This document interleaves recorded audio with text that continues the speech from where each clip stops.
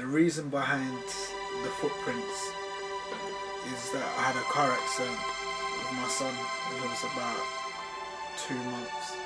So from that day on, I decided I wanted a piece of him with me at all times.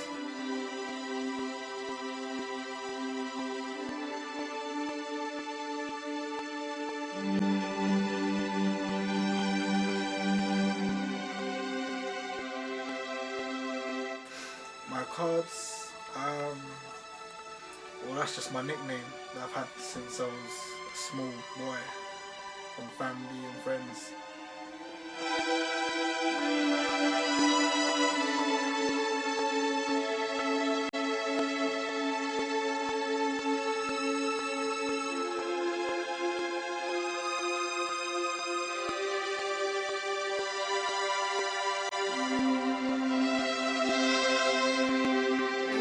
My half sleeve, well, that's a religious piece. That's basically telling you only God can judge me, representing peace, Jesus and heaven.